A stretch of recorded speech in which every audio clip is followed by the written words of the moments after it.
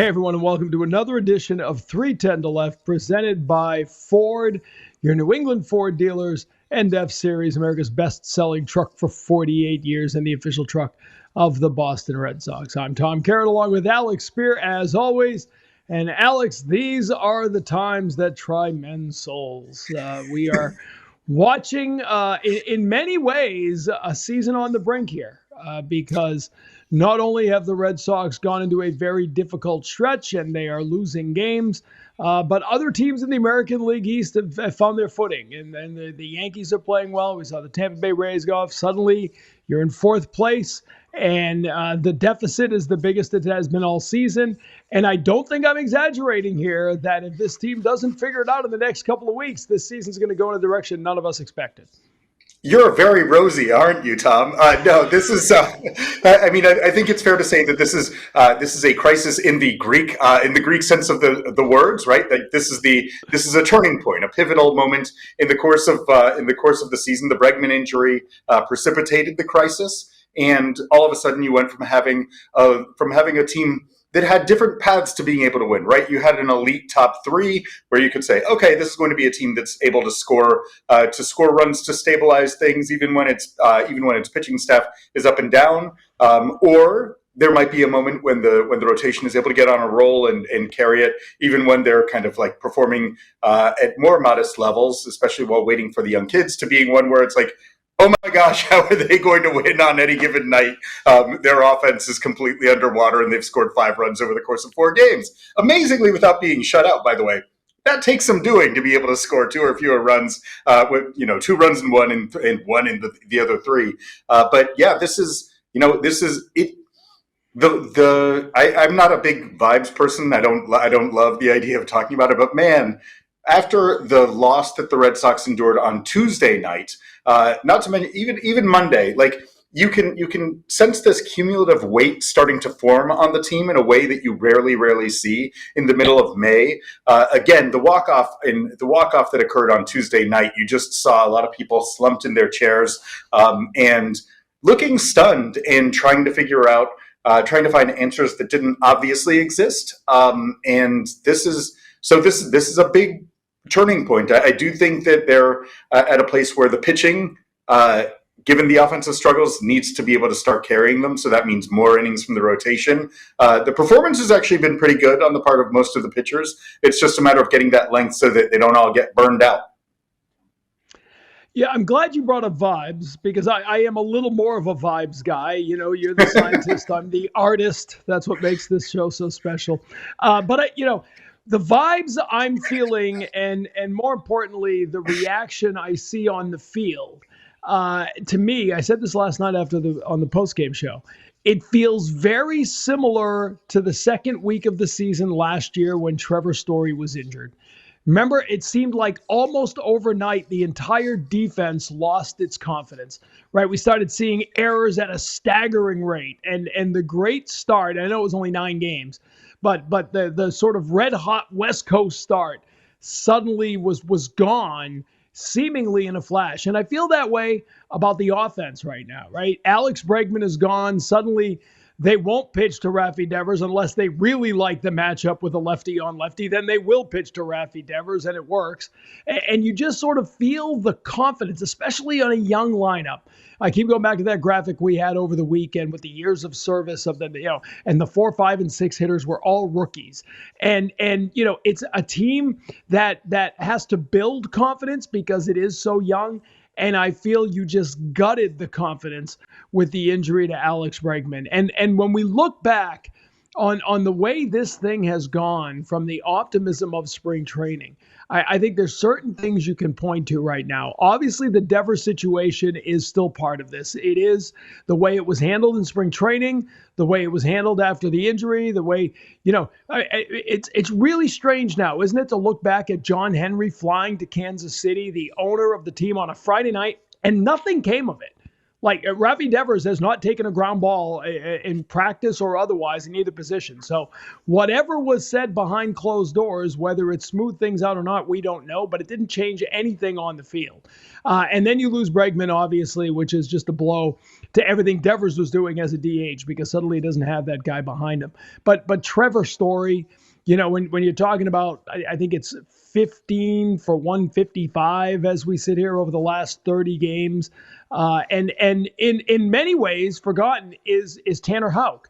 A guy who was delivering elite numbers over the first half last year, still has given up, I think you pointed out in the Globe today, the most earned runs in baseball still, and he hasn't pitched in a couple of weeks. So, I mean, these are, and you start to think of, how good Crochet has been, but in many ways, Crochet is really just replacing the first half numbers you had from Houck last year, right? So you didn't add Crochet's terrific performance to an already terrific Tanner Houck, which is what you were hoping for when you brought Crochet in, right? You're not adding Bregman to a lineup that include Devers now. Bregman's gone.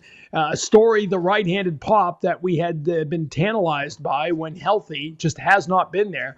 It's rare that so many things. I don't think this was a team that was built on a lot of ifs. Sometimes you come in and you say, if this happens, and if this happens, and if this happens. I don't feel that was the case this year. But there's always the underpinning of if this goes wrong, and this goes wrong, and this goes wrong. And it feels like that's where we are right now. Yeah, a whole big ball of bad is happening, and it's you're right to point out a number of those things, right? Like, and without Bregman, they also don't have Tyler O'Neill's contributions of a year ago, so the lineup is in a lesser spot than it was. But this kind of collective collapse of strike zone control, when you're looking at the strikeout to walk ratios, especially in May, of Trevor Story, as well as Cedar Rafaela, as well as Wilyer Abreu, who's like sneaky, been unable to walk, which is kind of what Alex Cora always praised in terms of establishing his floor, and that's gone by the wayside. So he's another guy whose OBP is a sub 300 in the month of May, as well as Christian Campbell being right there with Story at kind of the bottom of the barrel in terms of offensive production for the month.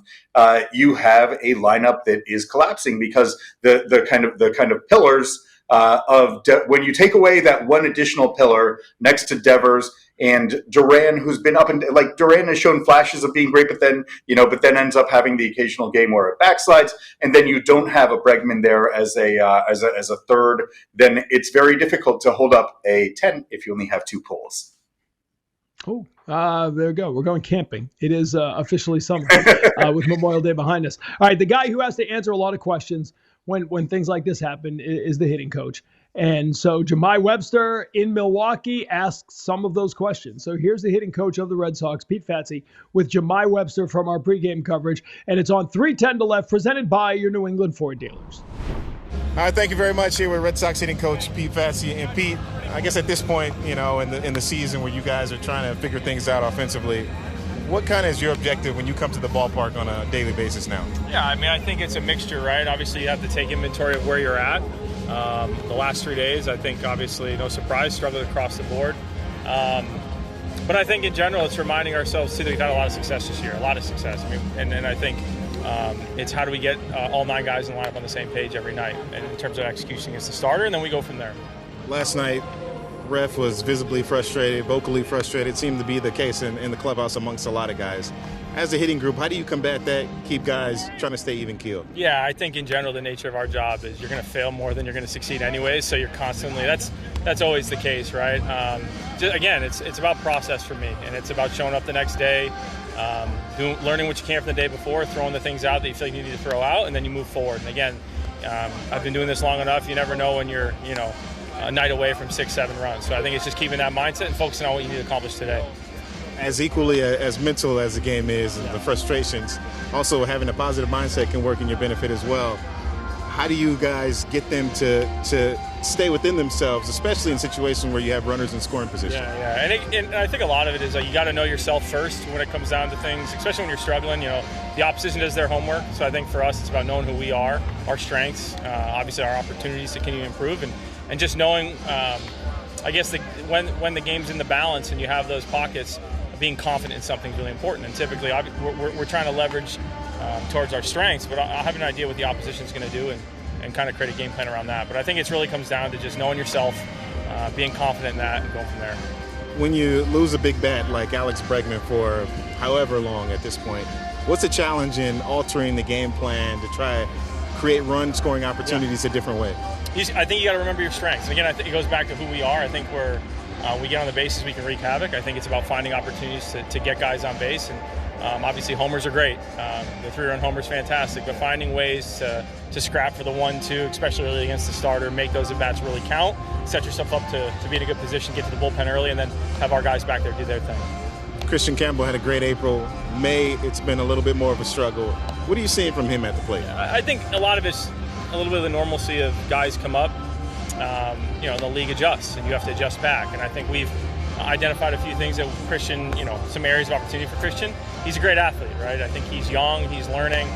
So for us, it's a constant evolution of that process, but giving him a little bit of ammo and in the respect of confidence, like this is what you can expect, this is how we're going to combat it, being convicted in that's pretty much the approach every day.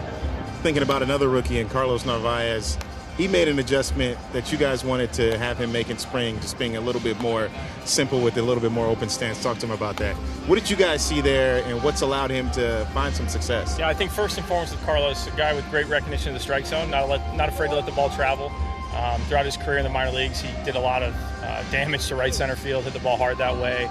And we just felt simplifying him wouldn't take away from his strength, but really give him opportunities to impact the baseball. I mean, again, homers are great, but it's his ability to stay with the ball, hit the ball to right center when he needs to. Again, he's not afraid to hit with 2 strikes. He knows the strike zone, so being selective within his approach has certainly helped him so far. And that adjustment, what you guys see?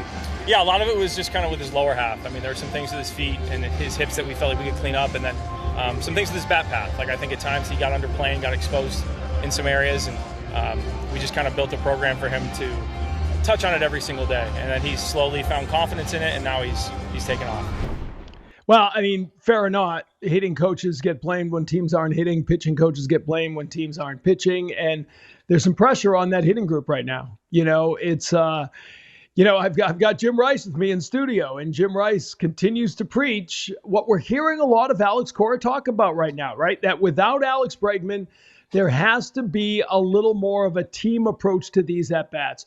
Rafi Devers put the ball in play on the right side of the infield last night. It moved the runner along to third, and the only run of the game came because of a wild pitch that allowed that runner to score. Those are the little things, Alex, that I don't think this team has done enough of at the plate.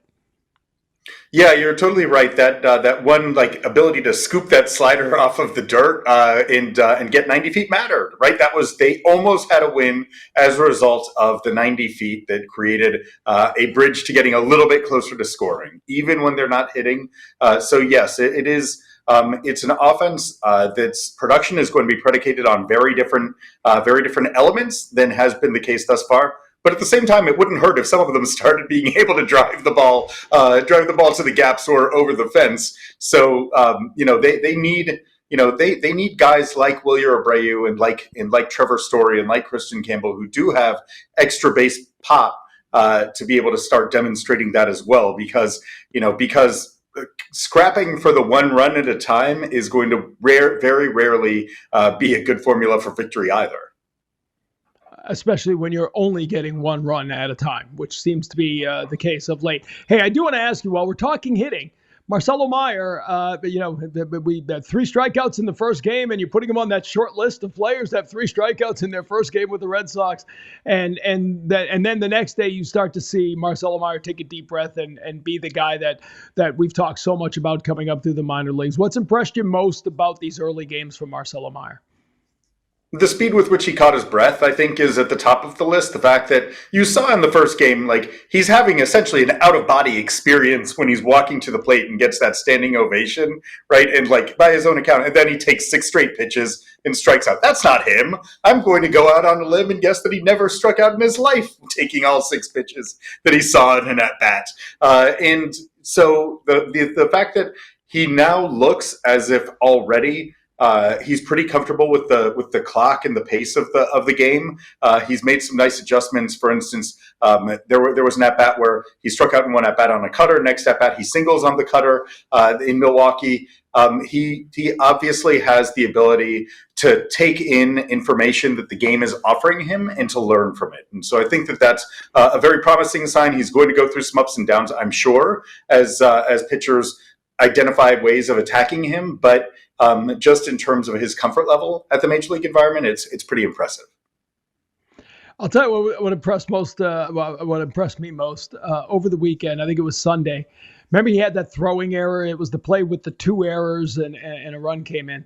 And somebody asked him, I think Ian Brown, after the game, I was in the scrum as the reporter, and I think it was Ian Brown who asked him, is that just a case where you learn not to try to do too much? The look and the answer from Marcelo Meyer were no. Like, I get that guy out 10 out of 10 times. It just left my hand a little wrong. In other words, no, relax, dude. This game isn't too fast. This game isn't too big for me. I knew exactly what I was doing, and I will do it every single time. And I just okay, all right, this is day 2, and we're seeing the confidence, which I think is a terrific thing. All right, I do want to you had a conversation with David Hamilton, which is interesting because there's so many guys now being thrown into multiple roles, but he's a guy who's kind of done that all along for this team. So let's get to that while we have time here. It's Alex with David Hamilton out in Milwaukee on 310 to Left, presented by your New England Ford dealers. Joined now on 310 to Left by David Hamilton. And David, this is your first time playing in American Family Field, but not your first time being here, right? Like, you signed with the Brewers in 2019 when you were coming off of injury.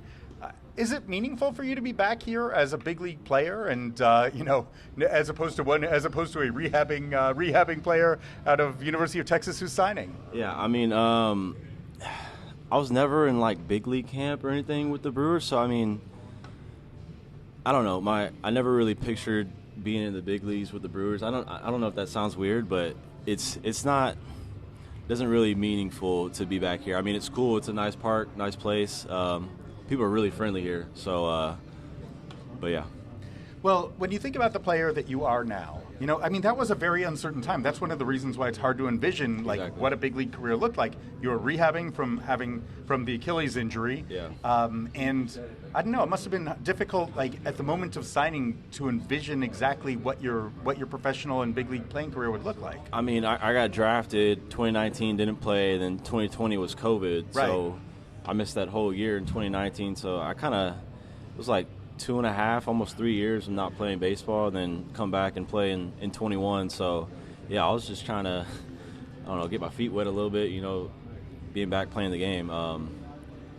Yeah. Yeah, I mean, it's a head-spinning thing, but when you think about the player that you've become and the way that, the role that you've kind of that you're carving out for yourself as a big leaguer, how closely does that match with what you thought things were going to look like? Because you're now 6 years out from being drafted. Yeah. I mean, I never really imagined what it would be like in the big leagues. I kind of just always played growing up and hoping that one day I'd get the chance to be up here. Now that I'm here, I'm just trying to be the best I can every day. When I get in there, I try and do anything to help the team win, defense, offense, base running. So yeah, I mean, I'm still trying to find it out for myself.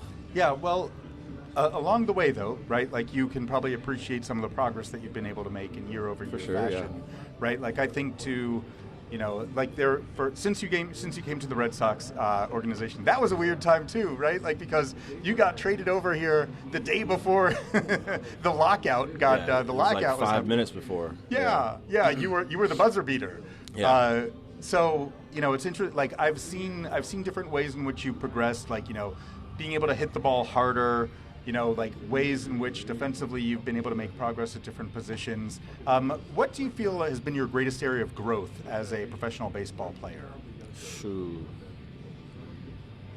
I'd probably say defense-wise. I know when I first got called up, things were a little shaky. I mean, every now and then I'm going to make a mistake, but I feel like I've gotten a lot better defensively throughout the course of my career. So I remember in high, I was making a lot of errors. Made 3 in 1 inning. Oh. Yeah. I think I had like 20 errors that year. But just learning, still learning how to be a better hitter, still learning how to be a better defender too. But yeah, I mean, I feel like I say it all the time, but I'm just trying to get better every day and get a little bit better. And over the course of the career, hopefully, it's a good one.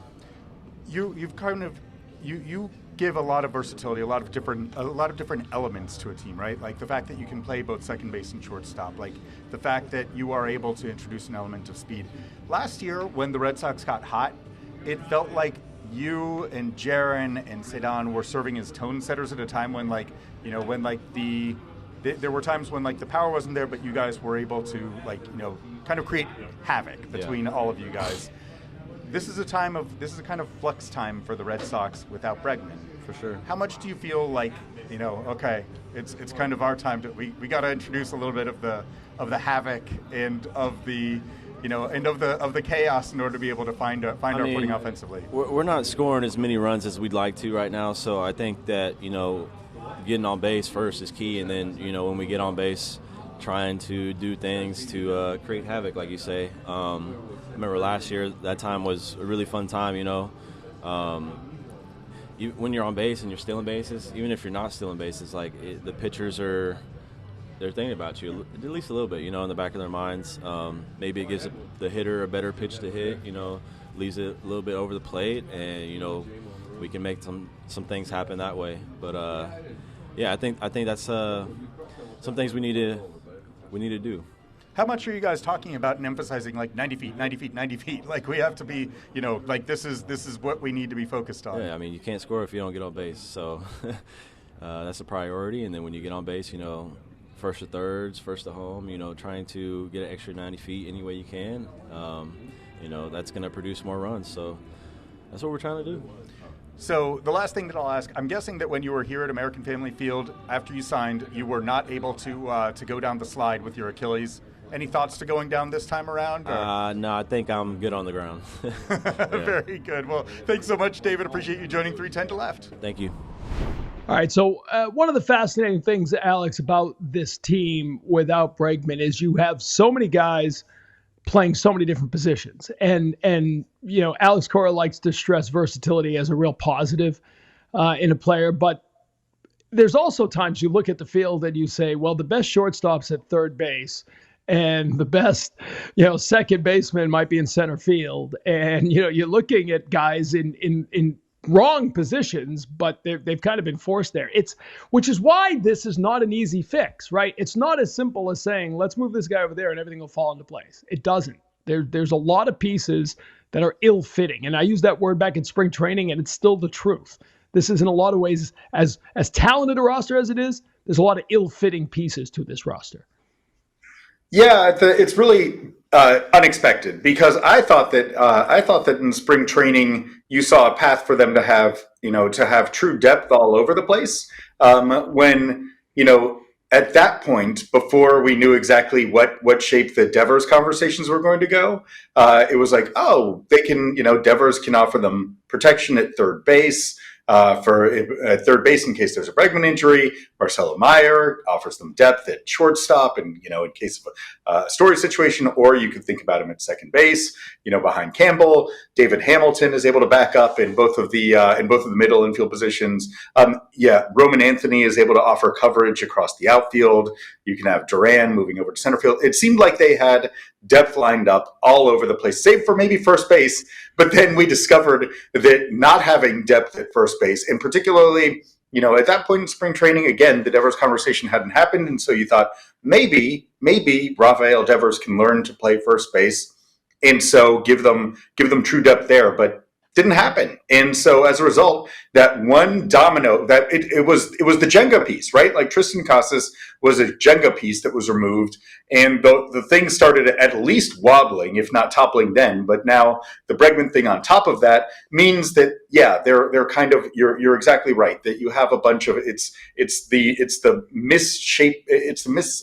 mismatching pieces of the puzzle that they're trying to just kind of jam into those notches, and it's not really working right now. But they do have great athleticism. That is one attribute that they have. So you see guys, whether it is Hamilton, whether it is Ceddanne Rafaela, Christian Campbell is a tremendous athlete, albeit one who's learning every position that he's being exposed to right now. It doesn't have to remain that way. There is a possibility that they are able to stabilize defensively and get to a point where there's going to be a greater fit of things across the board. But then the question will remain, how do you generate offense with that group, which is naturally going to lend itself constantly to the where is Roman question.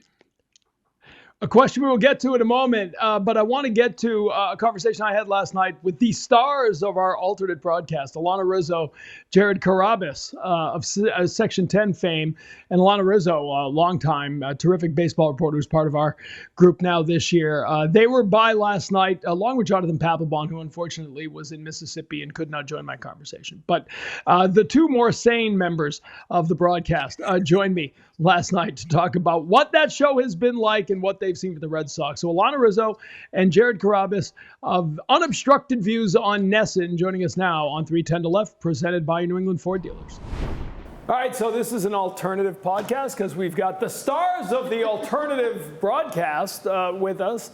Alanna, Jared, thanks for taking a few moments in the middle of your preparation, the hard prep. Take us through the preparation like you did the first one. How do you get ready for what you're going to do during this, which is sort of watch the game and react to it? Like, how do you prepare for that? I think the biggest thing is just keeping Jared under control. I mean, this is a guy that lives and dies, as you know, TC, by every single pitch. I'm not certain there's a person on the planet that knows more about the Sox or cares more about the outcome of a game than Jared, a superfan Carrabis. That's right. So it's kind of like, just making sure that the blood pressure stays where it's supposed to be. And then you have Jonathan Papelbon infused in this whole thing, obviously, and we know that Pap is not easy to rein in. So I'm just here to direct traffic and make sure that these two don't end up in the hospital. Mm-hmm. That's fair. That's fair, TC. I mean, I feel like you know this as well. Like there's no preparation involved for this. That's just it's coming out of me. This is natural. I think, having someone in Jonathan Papelbon to kind of like match my freak over here, where he's flipping out, like he's sprinkling some of that Papelbon dust on the product over here. So I'm excited. I'm very excited for this. Yeah, that Papelbon dust is illegal in 28 states. Mm-hmm. Here's the thing, Alanna, like there have been times during rain delays when I've been with Papelbon where I've gone to break in order to save everyone's job. like that's a great point, but we're going to come right back up. You can't do that during this. So you're saying you got to keep it on the rails. But you got to keep it on the rails while they continue talking. Yeah, it's easier to keep him on the rails when he's with us. We had our commercial shoot last week, and it was actually good to see him in the flesh. By the way, he looks like he could still play. I never realized how big Pap was until I saw him in person. But yeah, it's easier when we're all together to kind of feel each other out. But when he's at home, you're not quite sure what he's doing. Our first show, which was against Detroit, obviously, unbelievable amount of rain. Pap was standing on chairs. He was getting down his jock strap that was signed by the World Series team. He was may have been drinking something that was not water. So it's a little bit more difficult when he's in Mississippi to rein him in. But I think it's a good cast of characters. Super loves the team. Pap obviously has been there, done that, World Series champion. I can kind of like direct traffic and make sure that we still can keep our jobs and that we remind ourselves that it is a family show. Jared, you did this differently last year, and the Section 10 boys would often crash the place. I don't know if you brought them or they just showed up and kind of bull rushed past security downstairs. Correct. And came up here. Obviously, I think with you, when we watch this show, like we're just watching what you would be doing at home tonight anyway. Right? Like, if not, like, I mean, at home, it's kind of worse. Here, I mean, I try to dial it down a little bit in the language department. In the emotional expression department, you're getting the full buffet. I think last year I kind of had like a comfort pillow. I had like a Red Sox pillow that in like tight situations I'd be like squeezing it. I don't have that right now. It would be Papelbon if he was here, but he's not here. So I'm trying to give the most authentic presentation of what it's like at home, minus the highest extent of the colorful language. I like that for a title. Jared Carrabis superfan, Jonathan Papelbon comfort pillow. Yeah. I think that works. Yeah. All right, let's talk about the team here. Alanna, you've covered a lot of different teams, American League, National League. You've been around this game professionally a long time. And this is a team that has been through a rebuilding. There's no other way to put it. The last few years have been rebuilding. And the belief was this team was going to take that next step. I said throughout the beginning of the season that Alex Bregman might have been the most important signing by any team. Maybe not the best, maybe not the big, but the most important because he represented so much of what they need. Does that make him the most important loss than any team? Like, how bad is it trying to refigure this thing without Bregman for a couple of months? I think it makes everybody else have to kind of be out of position. Hopefully, Alex Bregman is not out for 58 games, which is what the time was on the shelf the last time this happened to him in 2021. What I think it's a bigger blow is who's the leader on this team. And Jared and I were talking about it with some of our production staff, and just like the talk in the industry right now is who is the leader on this team. And that's why I loved Rob Refsnyder coming out last night and being pissed, being mad about the fact that they are losing. They're mad about the fact that they're losing these one-run games, close games. Okay, but is Rob Refsnyder the guy? Is he the dude? He's a platoon player right now. Does that mean that he's allowed to do that? What are the dynamics in that clubhouse? I think this team is a team that lacks leadership. It's a team that, your high-end players doesn't always equate to you make the biggest amount of money, you have the biggest contract, so you must be our rah-rah leader guy, or you must be the guy that puts everybody else on his back. And I think that's what this team is missing.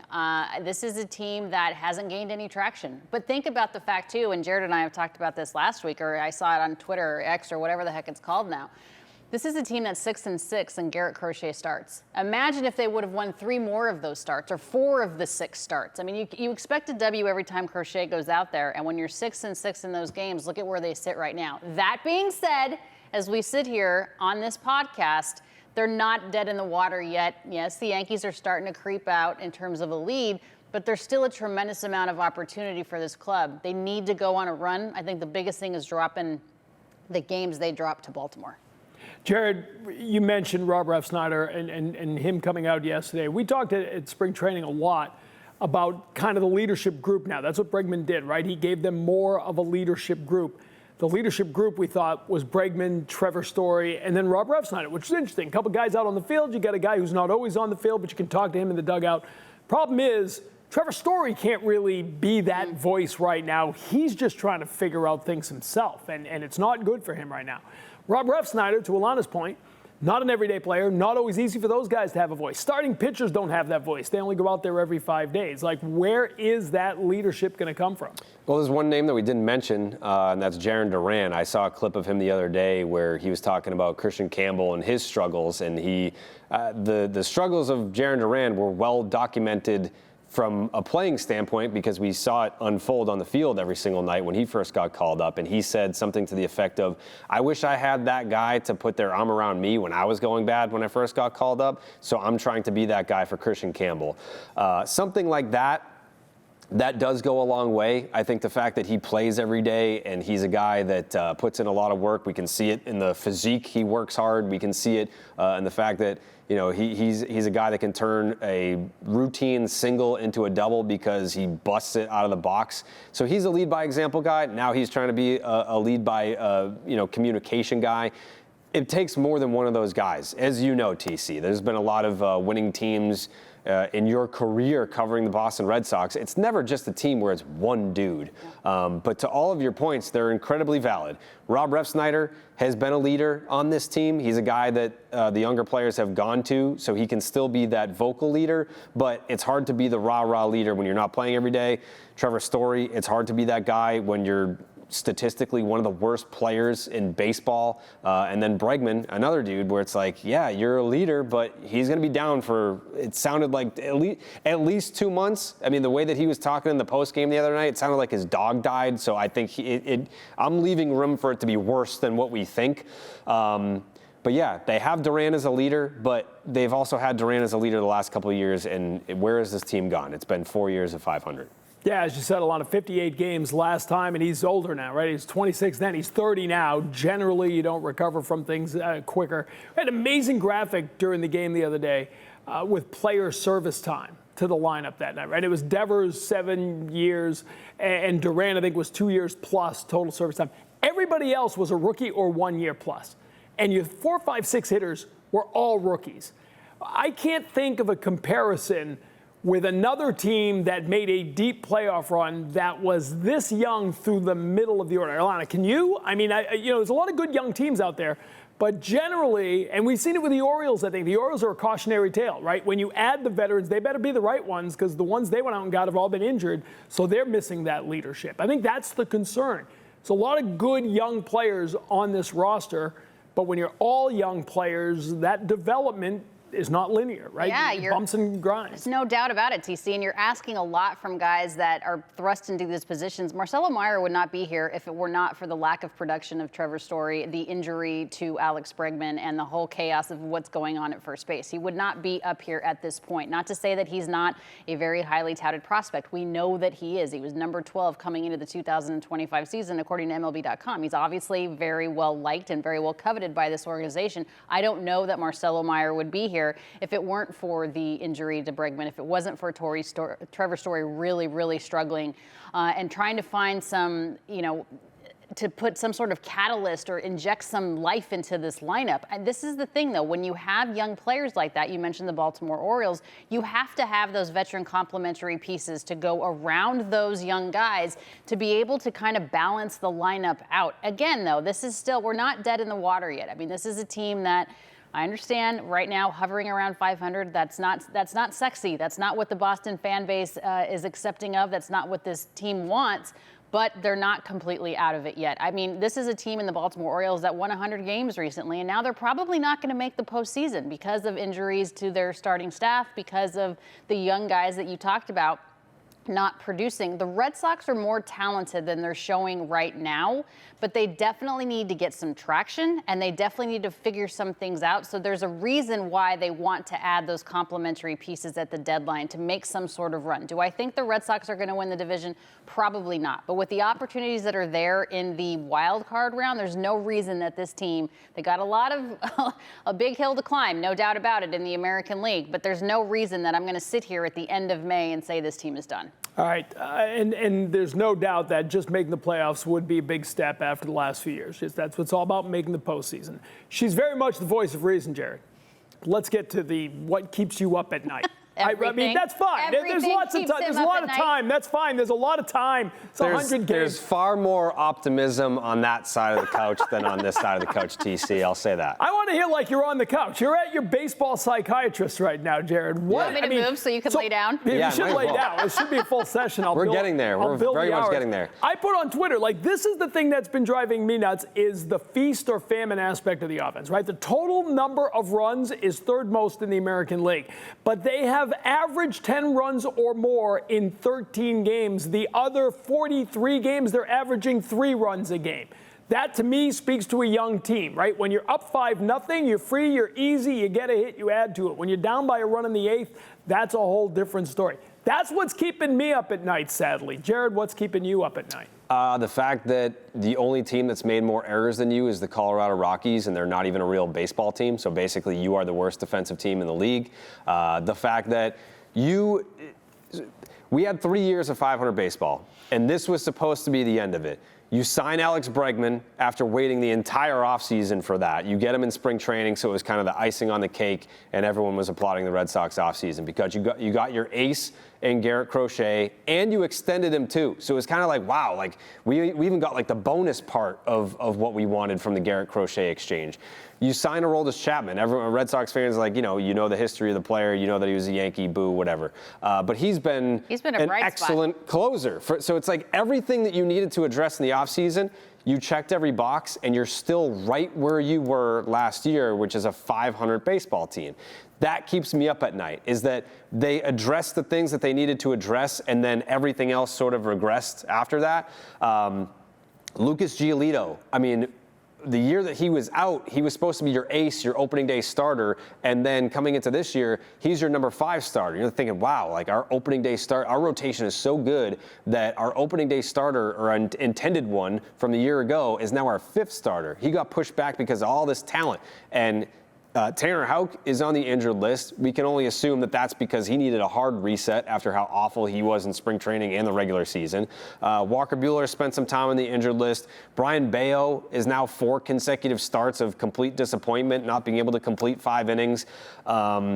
And Giolito himself, I can't criticize him too much because he's been great every other start. He's been awful every other start. So that's another feast or famine aspect to this team. But what really upsets me, TC, I'm listing a bunch of things that upset me, but you could break down any angle you wanted and it's going to come out 500. Yeah. Like Alanna mentioned, they're 6-6. They're 500 in Garrett Crochet starts. They're 500 against the Baltimore Orioles. They're 500 on the season. They're 500 in this month. They're 500 in that month. They're mediocre. And I think when we talk about how young the Red Sox are, in years past, we would say, well, wait until Chris Sale gets back. A veteran, an ace. The guy that's supposed to save you this year, he's 21. Everyone keeps saying, when is Roman Anthony going to get here? When we need Roman Anthony. And I agree. This team does need Roman Anthony. But where do you put him? I think you finally have to pull the plug on Trevor Story. You have to say thanks for the effort, but it's not working out. We're still 500. You got to bring Rafaela to play some shortstop, and Duran moves to center, and Roman Anthony goes out to left. He can DH some. You can mix and match. That's where Alex Cora is going to make his money, is how do you make it work? But Trevor Story being as bad as he's been offensively and defensively makes it a little bit easier for you to kind of configure where everything fits. All right. I do want to ask finally about the Rafi Devers thing, because when you talk about where you put guys, one way to put somebody in that would be easier is if Devers played a position. And I don't want to dig in at this point at why won't he, but clearly this was mishandled, probably by both sides, right? I mean, there's no getting around that. And do you think, you guys have been around so many clubhouses, as have I. Nobody's steaming today about Rafi Devers not playing, right? There's not a player in that clubhouse who has even given that a moment's thought today. But rewinding the whole thing, it kind of feels like had this been handled better from both sides, this might have been a whole lot easier, a whole lot less bumpy of a road, don't you think? It's more than one bump, though. It's a couple of bumps. The first bump was not really being communicative with him about signing Alex Bregman. I mean, he was your franchise player, Rafi Devers, I'm talking about, that was supposed to be your third baseman. Then all of a sudden, here comes multiple-time World Series champion Alex Bregman to play third base in the offseason. At the end of the offseason period, delayed spring training. By the way, he's going to be our third baseman, Rafi, so would you by chance be okay with being the DH? Then you have him talking through his interpreter, and I can speak Spanish, and Pedro Martinez, who obviously is a very great Red Sox, people love him, he's beloved here, was saying that, that's as an interpreter, that's where you kind of have to sugarcoat things. And I disagree. As an interpreter, your job is to say exactly what the player is saying. And Rafi Devers probably didn't want it sugarcoated. If he wanted it sugarcoated, he wouldn't have said those things in the public eye. So then they get through that whole situation. Ownership flies out, management flies out, everyone's like trying to be kumbaya. And then, by the way, Tristan Casas goes down. And then you say, hey, do you mind playing first base? If I'm Rafi Devers, I'm like, no, I'm not doing it. So there's a lot of things that could have gone better in terms of communication, but this is supposed to be your franchise guy, and you're treating him like now what you're doing with Campbell. And Pedro Martinez even said too, he's so good they're trying to make him bad. In terms of Campbell, you sign this guy to a decent contract, obviously. Then you want him in the outfield. Then you have him taking ground balls at first. Then people wonder why his offense is scuffling. He's 12 years old. He's not going to say no. So there's a lot of things that the lack of communication and just being upfront with the player and transparency, I think it's creating a lot of angst in this organization, and it's magnified when they're not playing well. I think that sums it up perfectly, unfortunately. All right, before we let you go, Alanna, I'll ask you. You're diving into this whole Red Sox psyche. You're with the most psycho Red Sox fan sitting 5 feet from you. What have you learned most about Red Sox fans since making New England your home? I think I've always known the passionate fan base. I also think I know enough that I have a lot to learn. And there's a lot about the history of this team and about this Red Sox fan base and this one that I have a lot to learn. So honest to goodness, I am happy to be a very small part of an unbelievable broadcast team, and I'm not going to pretend like I know everything there is about this club. I just have to make sure he stays out of jail. Yes. And Jared, finally, you get the last word as usual. How difficult is it working with someone who has as much common sense as Alanna clearly has? I don't like common sense, TC. Oh, I'm aware. Yeah, don't get in the way of my narrative. I mean, if I'm gonna go out and spout off something to fit my narrative, just go with it. Sure. Don't interrupt with your logic and reason and all that stuff. No, we're gonna be completely irrational. Yes, unhinged here on Unobstructed Views, especially when we have Jonathan Papelbon in the studio with us as well, as you know. All right, looking forward to the next one. Before I let you go, I got to ask you, Jared, how upset is Tyler Milliken that you were on 310 to left before he was? So I was actually going to bring this up with you. I think that the tagline for 310 to left should be, "You have my blessing, Tyler Milliken's favorite Red Sox podcast." You have my blessing to use that as your tagline if you so choose. Clip that, send it to marketing. We're done here. Guys, thank you for the time. We appreciate it. Thanks, DC. So obviously, Jared's got some answering to now that he has been on this podcast and Tyler Milliken is not. But we love our fans, Alex. I mean, it all begins there. I mean, we look forward to the merch being worn. Last year, we introduced the T-shirts that had our faces on them that ended up looking like the City Connects. And if so, we're flattered at the idea that maybe Tyler would be number one in line to wear the 310 to left shirts. I'm wondering if that was an unnecessary S. Like we love our fan. We love Tyler Milliken. I mean, it's like we basically we do this podcast. Thanks, Tyler. Tyler, thanks for listening. All right. So it's off to Atlanta. You are not going to Atlanta. I am not going to Atlanta. And when we see this team in person, it'll be June. It'll be Fenway Park. It'll be the Angels. What will it be? I think, did you say last night on the air, 2 weeks, that we will see Roman Anthony within 2 weeks? Was that your projection?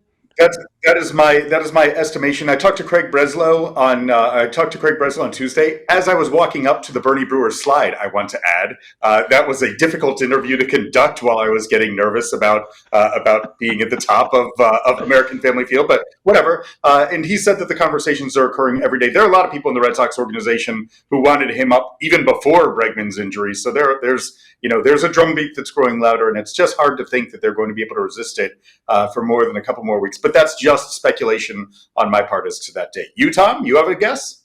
I know nothing. I think we're going to see him in Atlanta this weekend. Like, I just feel I wouldn't be surprised. The off day, day game after night game on Wednesday, there's no time to do anything. And whatever, as we tape this, getting ready for the Wednesday game, whatever happens in that game, you need a spark. Well, you got the off day, you bring the kid up, and you hit the ground in Atlanta running. Why not? And I'm not sure how you facilitate that.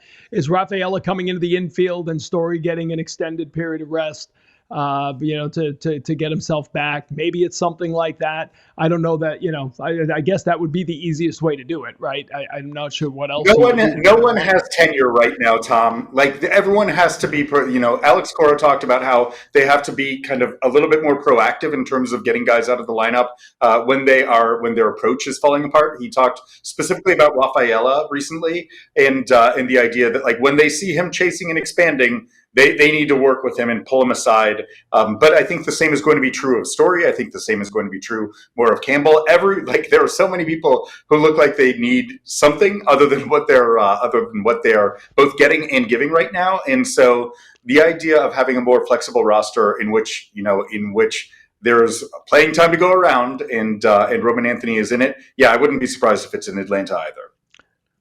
Hey, we don't have a ton of time, and this is a tangent, but it's something I had floated originally.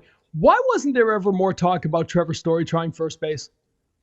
Do you know? Do you know if there ever was behind closed doors?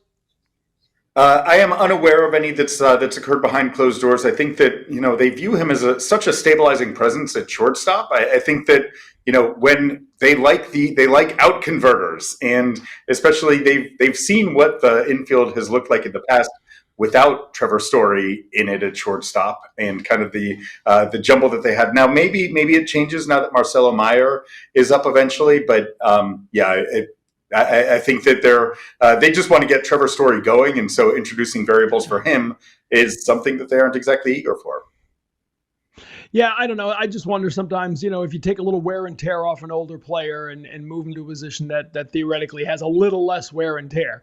But then you are adding the learning something new. But anyway, we could have a deeper conversation on that another day. We also have about 30 seconds. I want to follow up on something you and I talked about on the pregame show. When you jumped out of an airplane, as did I, how did you do it? Because were you tandem to someone? Were you attached to a jumper? Tandem. Oh, you went solo? I free fell. Ooh. No, see, they have a thing. It's very rare. It's called accelerated free fall, where two guys jump with you.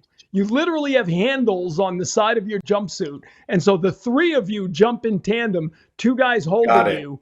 And then as you pull the ripcord, they let you go. So the entire time your chute is open, you are on your own. You're solo. So that's pretty cool. That is pretty wild. But again, as we talked about last night, no interest to ever do that a second time. One and done. Yeah, it was a great time. Glad I was here. Thanks for all the fish. Okay, so we will see you at Fenway Park on Monday. We'll be back in person. We'll do this again. Is that the plan? I'd like that. Let's have a chat in person. If all goes according to plan, we will be coming to you from the David Ortiz Soiree of Hearts Golf Celebrity Gala on Monday. I made up that name. I have no idea what it's called, but it's David Ortiz's golf tournament. And we'll be there Monday. He has lots of baseball friends and celebrity friends, and we will be there for the next 3:10 to left. So for Alex Speier, I'm Tom Caron, Tyler Milliken. Thank you for watching and listening, and everyone else as well. This has been 3:10 to left, presented by your New England Ford dealers and F-Series, the best-selling truck in America for 48 years and the official truck of the Boston Red Sox. For everyone here at Nesson, we'll see you again next time.